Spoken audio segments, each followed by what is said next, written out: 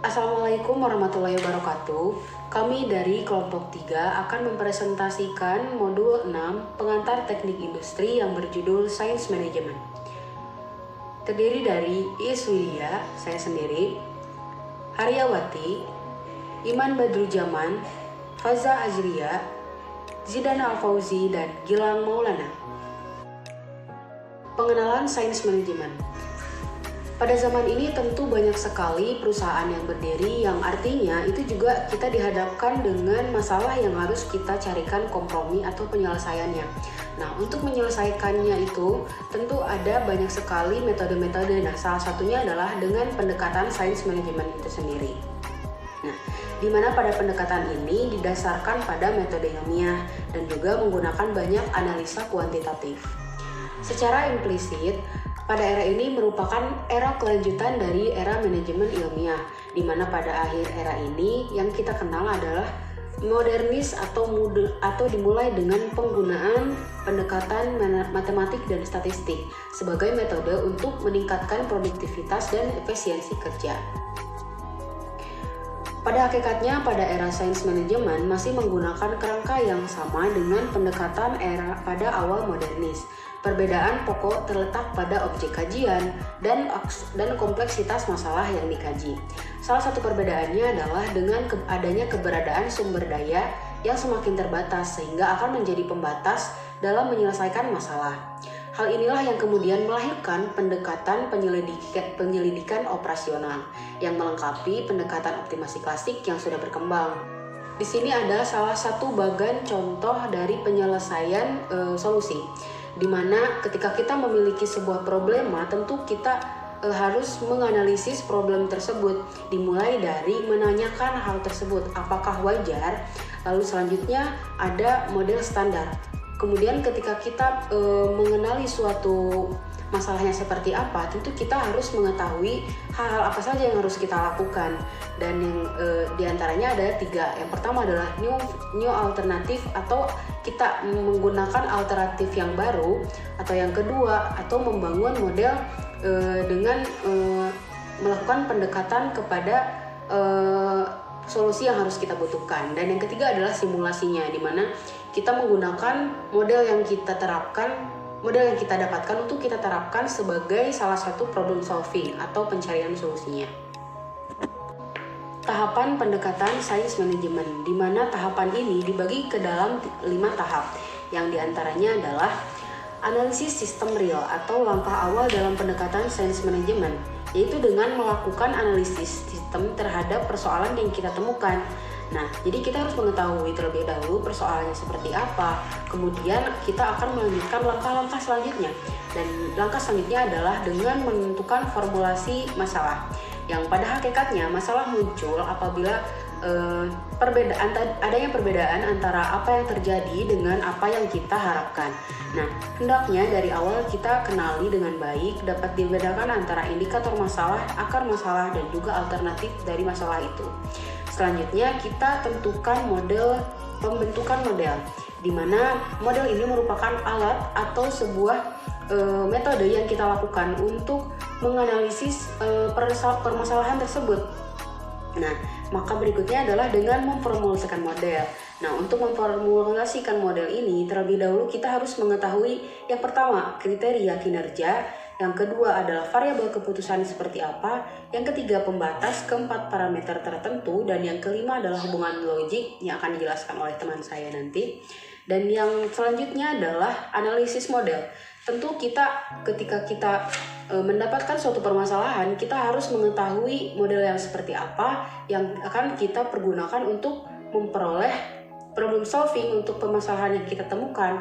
Nah, salah satunya adalah dengan menganalisis model. Yang terakhir adalah implementasi. Jadi ketika kita menemukan suatu masalah, tentu ketika kita sudah mengetahui tata caranya, sudah mengetahui metode apa yang akan kita gunakan, langkah selanjutnya adalah untuk menerapkannya kepada problem yang kita alami. Jadi seperti itu. Itulah yang dinamakan dengan tahapan pendekatan science management. Selanjutnya akan dibahas oleh rekan-rekan saya. Pendekatan optimasi klasik. Pendekatan optimasi klasik merupakan pendekatan peralihan dari metode teknik industri klasik yang berbasis pada konsep Taylor ke metode analisis teknik industri yang berbasis kepada pendekatan optimasi, yaitu penyelidikan operasional atau operation research. Pendekatan ini muncul karena instrumen yang berupa grafis pada era manajemen inilah sulit untuk dapat dikembangkan lebih lanjut, disebabkan berbagai keterbatasan terutamanya dalam hal generalisasinya. Oleh sebab itu, pada era science management ini mulai dikembangkan instrumen peningkatan produktivitas dan efisiensi yang lebih fokus pada pendekatan matematis dan statistik. Menganalisis program mana yang sesuai dalam menyelesaikan persoalan optimasi. Ada 3 program. Yang ke-1, model deterministik atau pola pasti. Yang kedua, model probabilistik atau pola diketahui. Yang ketiga, fenomena tertentu atau pola tak diketahui. Solusi persoalan inventory dengan model deterministik. Ilustrasi masalahnya yaitu seorang manajer pabrik memperhitungkan inventory kebutuhan bahan baku berupa papan untuk tahun depan sebanyak 10.000 unit. Untuk mendapatkan barang tersebut, ia harus membeli dari seorang pemasok dengan harga barang sebesar 10.000 per unit dan ongkos pesan sebesar 1 juta untuk setiap kali melakukan pemesanan.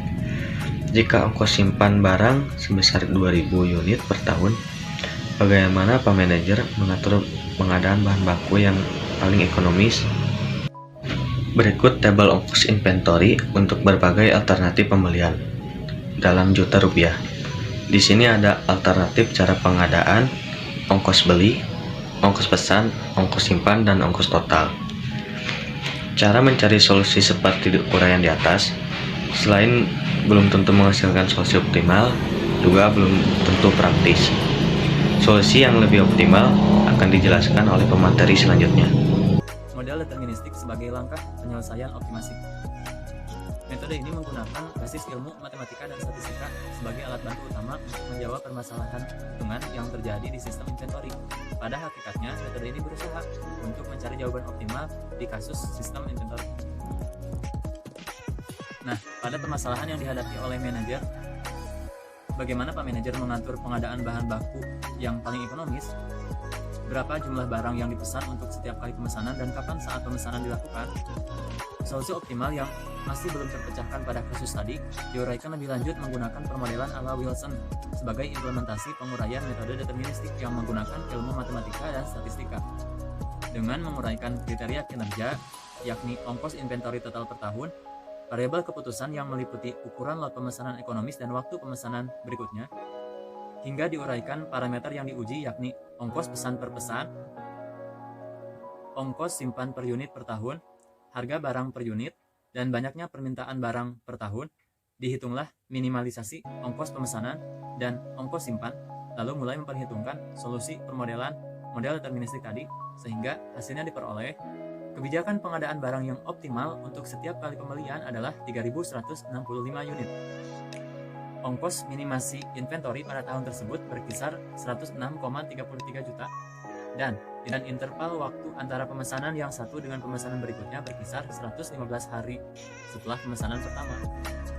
Itulah gambaran mengenai solusi matematis dengan pendekatan deterministis dengan unsur yang pasti dan diketahui dengan mudah pola perhitungannya. Bagaimana dengan metode probabilistik dalam memecahkan masalah optimasi? Untuk beberapa kasus variabel yang pemecahannya belum diketahui secara pasti namun masih bisa terlihat pola matematis yang sesuai, bisa dilakukan metode kemungkinan dalam probabilistik. Bagaimana mengatur stoknya bila variabel kasusnya tidak pasti? Misalkan dalam sebuah persoalan inventory, kebutuhan bahan baku PT Logisto untuk tahun depan berdistribusi normal dengan rata-rata D sebanyak 10.000 unit dengan deviasi standar sebesar 2.000 unit per tahun. Barang tersebut dapat dibeli dari seorang pemasok dengan harga barang P sebesar 10.000 per unit dan ongkos pesan A sebesar 1 juta rupiah untuk setiap kali melakukan pemesanan dengan litan 3 bulan. Jika ongkos simpan barang H sebesar 2.000 unit per tahun, kemungkinan terjadinya kekurangan inventory tidak lebih dari 5% dan ongkos kekurangan inventory sebesar 10.000 per unit. Nah, bagaimana PT Logisto mengatur pengadaan bahan baku yang paling ekonomis menyangkut kebijakan inventory yang optimal dan berapa tingkat pelayanan yang diberikan? Kita punya asumsi permintaan barang ini tidak diketahui secara pasti, namun ada dua kriteria yang harus dioptimalkan, yaitu minimasi total ongkos inventory per tahun dan maksimasi tingkat pelayanan.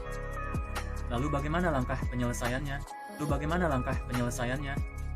Nah, masih sama seperti model deterministik, namun perbedaannya terletak pada persiapan dalam mencari variabel keputusan. Di sini variabel keputusan yang dipilih adalah mencari cadangan pengaman. Parameter yang dipilih pun agak berbeda.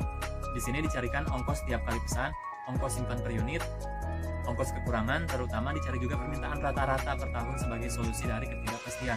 Maka didapatlah solusi pemesanan ekonomis sebanyak 2.000 unit, cadangan pengaman 1.650 unit, 4.150 unit untuk pemesanan kembali, sehingga tingkat pelayanan bisa mencapai titik paling optimal sebesar 97,28% dengan total ongkos inventory paling hemat sebesar 268,93 juta per tahun. Nah, begitulah cara metode probabilistik dalam mencari kemungkinan yang masih bisa diatur model matematikanya. Berikutnya, untuk variabel yang tidak pasti dan pola yang sama sekali tidak diketahui dan susah untuk dirumuskan, maka kita gunakan model tak tentu ini.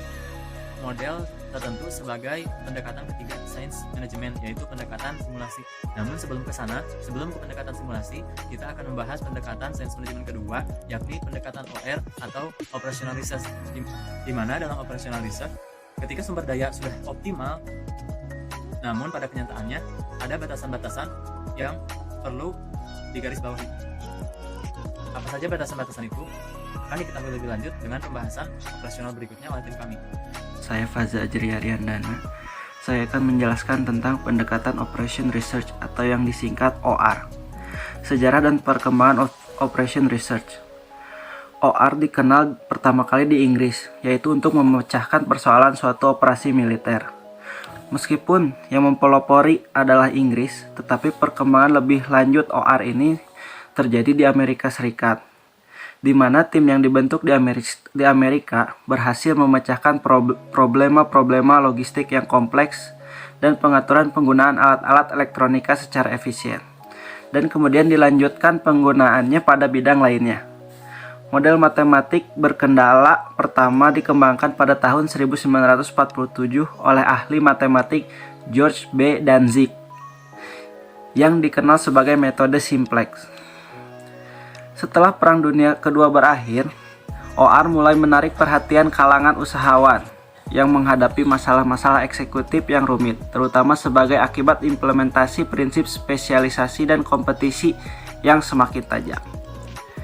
Dewasa ini, aktivitas OR tidak lagi dilakukan secara terbatas di lingkungan kemiliteran dan dunia usaha, tetapi dilakukan juga di rumah sakit, lembaga keuangan, perpustakaan, sistem transportasi, dan lain-lain.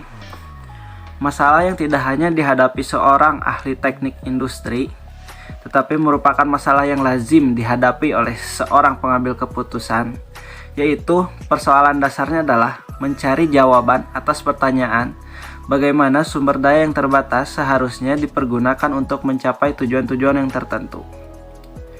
Untuk memecahkan persoalan yang berkenaan dengan masalah pengambil keputusan OR, bekerja dengan bantuan model. Validitas solusi sebuah model sudah tentu sangat tergantung pada ketepatan model itu sebagai suatu pendekatan atas sistem yang sebenarnya. Dewasa ini sebagai akibat dari perkembangan komputer, untuk mendapatkan solusi dari model OR, mempergunakan model simulasi dan metode heuristik. Model simulasi pada dasarnya merupakan suatu representasi yang berusaha meniru tingkah laku sistem dengan bantuan komputer. Tetapi ada kelemahan model simulasi, yaitu terletak pada solusi yang dihasilkannya yang tidak optimum, tidak bersifat umum, dan mungkin pula kurang ekonomis. Berbeda dengan OR, model solusi heuristik, yang bekerja dengan bantuan aturan-aturan atau pedoman-pedoman yang bersifat algoritmik, sehingga tidak selalu dijamin menghasilkan solusi yang optimum. Model OR dapat diklasifikasikan berdasarkan atas fenomena statistiknya dan hubungan keterkaitannya, yaitu model program linear dan model transportasi sebagai contoh model linear dan model antrian sebagai contoh model non-linear. Model program linear adalah suatu model matematik yang diperuntukkan dalam pengalokasian sumber daya yang terbatas agar menghasilkan kinerja yang optimal. Model ini telah digunakan secara luas dalam menyelesaikan permasalahan produksi, distribusi, pemasaran, keuangan, dan sebagainya, asal memenuhi beberapa persyaratan yang sekaligus juga merupakan asumsi model ini. Ya, cukup keterangan dari saya. Terima kasih. Wassalamualaikum warahmatullahi wabarakatuh. Model pendekatan operation research. Nah, di sini ada dua, ada linear dan non-linear. Linear itu metode yang membantu perusahaan dengan mengombinasikan variasi produk yang ada berdasarkan sumber daya yang dimiliki perusahaan tersebut. Nah, dengan begitu, perusahaan bisa memproduksi produknya itu secara optimal dan mendapatkan hasil yang maksimal juga. Lalu ada non-linear. Non-linear ini metode penyelesaian masalah dengan menggunakan persamaan dan pertidaksamaan untuk mencari hasil yang optimum. Kita ambil salah satu contoh model linear, yaitu model transportasi. Nah, model transportasi ini dimaksudkan untuk mencari pola alokasi pengiriman suatu barang dari beberapa lokasi asal ke beberapa lokasi tujuan. Bisa dilihat dari gambar skema sistem transportasi ini. Nah, si supply pertama mengirim ke domain 1, lalu ke domain 2, domain 3, dan supply kedua juga sama mengirimnya gitu, banyak ke lokasi tujuan yang berbeda-beda. Nah, supaya tidak bingung, di sini ada contoh pengaplikasiannya. Nih, di sini ada tabel ongkos transportasi dari tiap pabrik. Ada pabrik P dan pabrik Q. Lalu ada permintaan dari tiap cabangnya yang berbeda-beda. Nah, solusinya untuk memecahkan masalah ini balik lagi ke fungsi dari model transportasi. Fungsinya itu kan meminimumkan total ongkos kirim.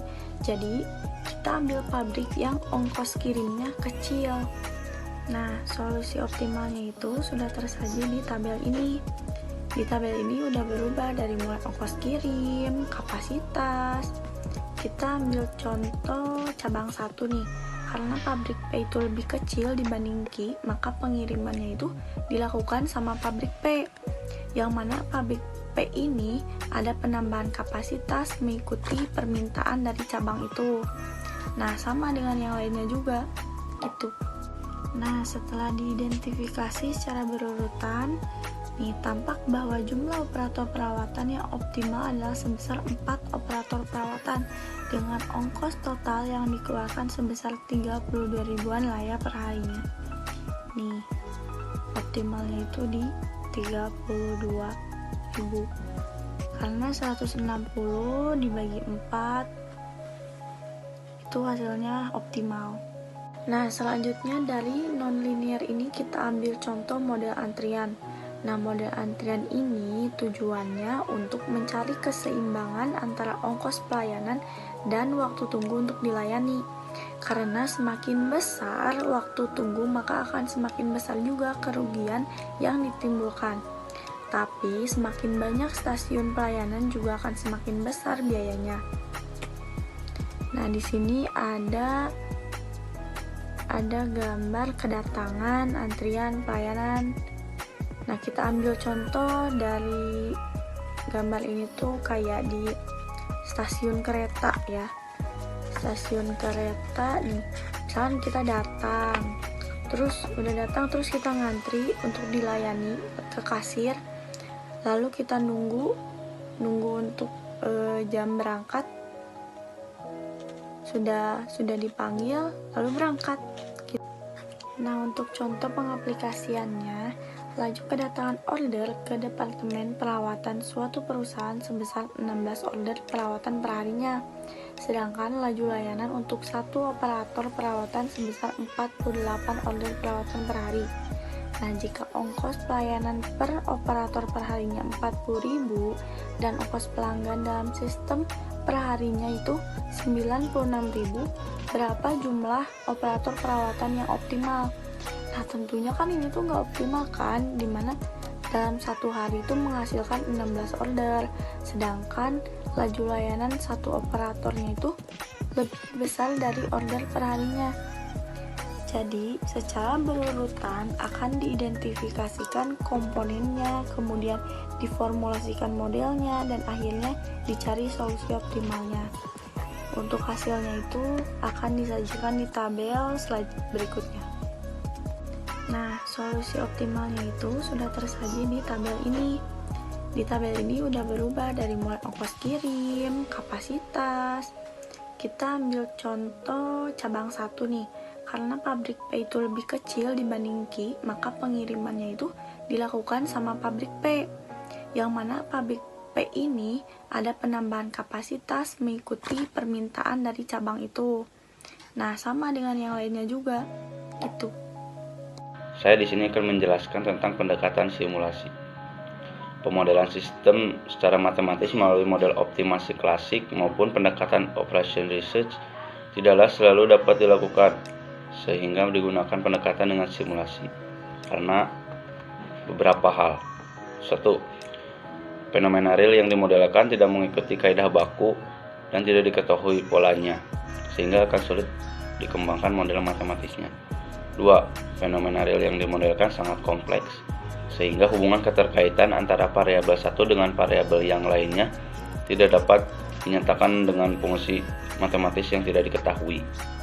3. Model matematisnya akan sulit untuk memecahkan permasalahan yang bersifat dinamis, yang bersifat stokastik. 4. Solusi model matematis yang dihasilkan sangat sulit dicari pemecahannya. 5. Model matematis cukup sulit untuk dikomunikasikan kepada pengambil keputusan, apalagi bila ingin dilakukan analisis perubahan input. Untuk dapat mengembangkan model simulasi secara sistematis, perlu mengikuti metodologi dan melalui tahapan tertentu. Untuk yang pertama, formulasi masalah dan penentuan tujuan simulasi. Tahapan ini mengkaji sistem dalam rangka mengidentifikasi dan merumuskan masalah. 2. Pengumpulan data dan konseptualisasi model. Tahapan ini bertujuan untuk membangun model konseptual dari sistem yang akan disimulasikan sesuai dengan tujuan yang ingin ditempuh. 3. Pengembangan program dan verifikasi. Tahap ini dimulai dengan mentranslasikan model konseptual jadi program komputer. Lalu diverifikasi apakah program tersebut sudah mengikuti prosedur sehingga bebas dari error. 4. Validasi. Validasikan apakah model simulasi yang dikembangkan dapat memenuhi kriteria kinerja dan menghasilkan variabel keputusan yang sesuai dengan sistem real yang dimodelkan. Bila belum sesuai, ulangi sampai valid. Untuk yang kelima, eksperimentasi. Tahapan ini mencakup kita mendesain eksperimen, simulasi, dan output simulasi sehingga dapat digunakan sebagai dasar pengambilan keputusan. 6. Menjalankan simulasi, yaitu proses melaksanakan simulasi tersebut. 7. Analisis output. Perlu diingat bahwa model simulasi ini tidak akan menghasilkan solusi optimal, tapi hanya menghasilkan solusi terbaik di antara pilihan-pilihan eksperimentasi. Yang terakhir itu dokumentasi dan implementasi. Dokumentasi merupakan tahap yang mencakup presentasi secara sistematis, mulai tahap identifikasi permasalahan, tujuan simulasi, sampai dengan hasil akhir dalam menganalisis output. Selain itu, perlu juga disusun pengimplementasiannya. Itulah yang dapat kami sampaikan kepada teman-teman sekalian. Saya juga ucapkan terima kasih kepada dosen kuliah pengantar teknik industri Bapak Rohman Agus Jatnika, dan juga kepada teman-teman sekalian yang sudah bersedia menyimak untuk mendengarkan diskusi ini.